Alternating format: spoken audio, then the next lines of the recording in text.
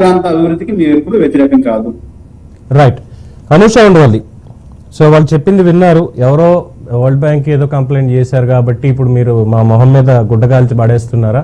మేము అమరావతి అభివృద్ధికి అయితే వ్యతిరేకం కాదు అని చెప్పి వైసీపీ వారు వాదన వినిపిస్తున్నారు. అలాగే గత 5 ఏళ్లలో మరి ఏమైంది అంటే ఒక ఫ్లైఓవర్ కి సంబంధించినటువంటి విషయం చెప్తున్నారు, అది మా ప్రభుత్వంలోనే వచ్చింది అని.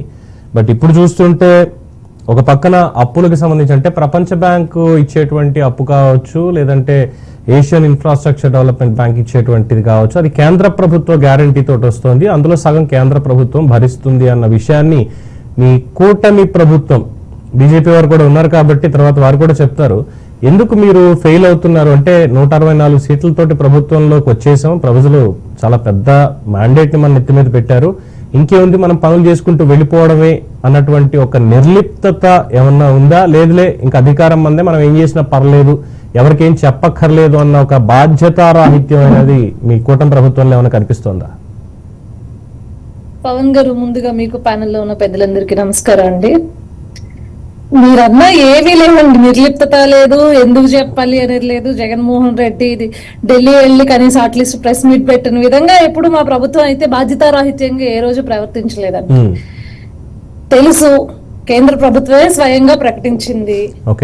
ఓకే, ప్రకటించిన తర్వాత కూడా ఇంకా జనాల్లోకి తీసుకెళ్లట్లేదు అంటే నిజంగా అది కనిపించట్లేదు అని చెప్పాలి, చూడట్లేదు.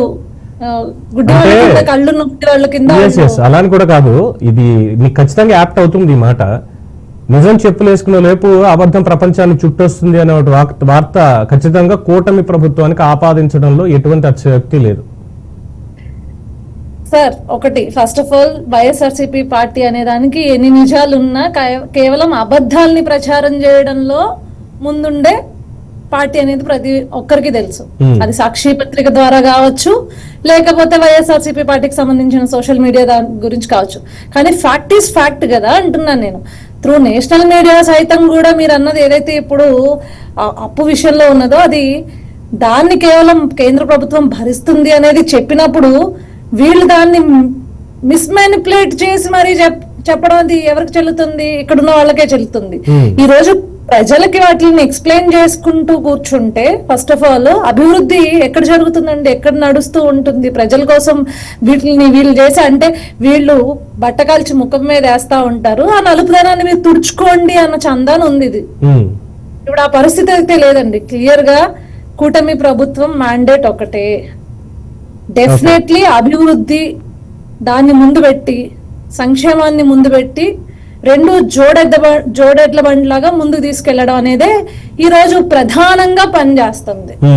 So definitely work will speak అండి.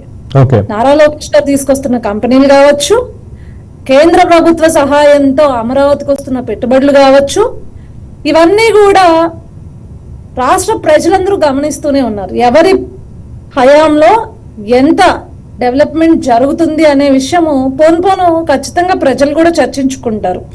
ఈ రోజు ఇందాక సార్ నేను అబౌట్ టు జాయిన్ అప్పుడు ఆయన చెప్తున్నారు, వైఎస్ఆర్సీపీ అధికార ప్రతినిధి గారు చెప్తున్నారు, ఆయన ఏమంటున్నారంటే మేము అమరావతి అభివృద్ధికి కట్టుబడే ఉన్నాము అని చెప్తున్నారు. నా స్ట్రైట్ క్వశ్చన్, మీరు అమరావతి అభివృద్ధికి కట్టుబడే ఉన్నప్పుడు దాన్ని ఎందుకు పాడు పెట్టారు అని నేను అడుగుతున్నా. ఈ రోజు మేము వచ్చిన తర్వాత జంగిల్ క్లియరెన్స్ కి ఎన్ని కోట్లు అయిందండి?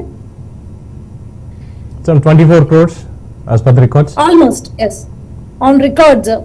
అంటే నేనేమంటానంటే ప్రజల దగ్గర నుంచి సేకరించిన భూమి, ప్రజల దగ్గర నుంచి తీసుకున్న భూమి ప్రభుత్వం చెల్లించి అటు వాళ్ళకి న్యాయం చేయాలి, ఇటు ఆల్రెడీ దానిపైన అసెంబ్లీలో నిర్ణయాలు అయిపోయినాయి. నిర్ణయం అయిపోయిన తర్వాత ఆ రోజు అసెంబ్లీలో ప్రతిపక్ష నేతగా జగన్మోహన్ రెడ్డి కూడా ఒప్పుకున్నాడు.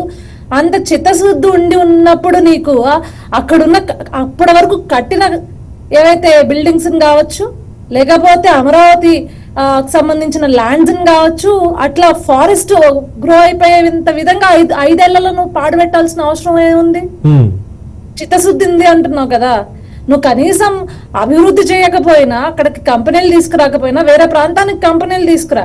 పోనీ నీకు ఫస్ట్ మేజర్ ఎజెండాగా నీకు వైజాగే ఉంది అనుకుందాం, విశాఖపట్నమే ఉంది అనుకుందాము, అట్లీస్ట్ అక్కడికన్నా కంపెనీస్ తీసుకొచ్చావంటే అది లేదు కదా. ఉన్న కంపెనీస్ నే పక్క రాష్ట్రాలకి తన్ని ధర్మేశారు కదా. Okay. ఏమన్నా అంటే వాటితో వచ్చి ఉపయోగం లేదు అని చెప్పేసి స్వయాన ఆ రోజు బొత్స సత్యనారాయణ గారితో ఇప్పుడు ఎమ్మెల్సీ చెప్పించారు కదా, అవును అవసరం లేదు అని చెప్పేసి చెప్పించారు కదా మీరే. సో నేను ఒకటే అడుగుతున్నా, మీకు ఏ ప్రాంతం మీద చిత్తశుద్ధి లేదండి? ఉండుంటే 3 ప్రాంతాల డ్రామా ఆడుతూ 3 ప్రాంతాల్లో కనీసం ఇటుకురాయి వేసిన పరిస్థితి అయితే లేదు. సో ఇంకా డిస్కషన్ ఆన్ ద డిబేట్ కి వస్తే హరగోపాల్ గారు మాట్లాడిన వ్యాఖ్యల గురించి అదేనా సార్ పాయింట్ టాపిక్? నేను ఒకటే అడుగుతాను సార్, ఆయన డీసెంట్రలైజేషన్ ఆఫ్ డెవలప్మెంట్ చేయండి అని అడుగుతున్నాడు. ఆయనకి కనిపించిందో లేదో తెలియదు కానీ అప్పుడు కూటమి ప్రభుత్వం ఉన్నప్పుడు కూడా డీసెంట్రలైజ్డ్ మేము చేసాం. ఏది అనంతపురానికి కియా తీసుకురావడం దగ్గర నుంచి, వైజాగ్ కి ఐటీ కంపెనీస్ తీసుకురావడం దగ్గర నుంచి, శ్రీ సిటీలో ఎలక్ట్రానిక్ హబ్ కింద తయారు చేయడం దగ్గర నుంచి డీసెంట్రలైజ్ చేసిందే అప్పటి కూటమి ప్రభుత్వం, ఇప్పటి కూటమి ప్రభుత్వం. అవునా కాదా? ఈ రోజు స్టిల్ అమరావతి ఖచ్చితంగా రాజధానిగా ఎప్పుడూ ఉంటుంది, రాజధాని పరిపాలనా ప్రాంతంగా ఖచ్చితంగా ఉంటుంది.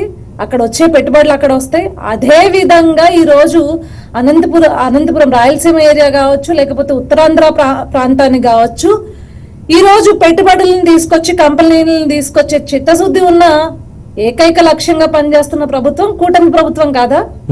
నేను ఆయన ఒకటే అడుగుతున్నా, ఆయన తెలంగాణ బిడ్డగా, తెలంగాణ ఉద్యమ నేతగా నేను చాలా రెస్పెక్ట్ చేస్తానండి హరగోపాల్ గారిని. అదే విధంగా ఆయన ఒకటి క్వశ్చన్ అడుగుతాను, తెలంగాణ డీసెంట్రలైజ్డ్ అయ్యిందా లేదా డెవలప్మెంట్ విషయంలో? నా చిన్న క్వశ్చన్ ఆయనకి. మరి తెలంగాణ డీసెంట్రలైజ్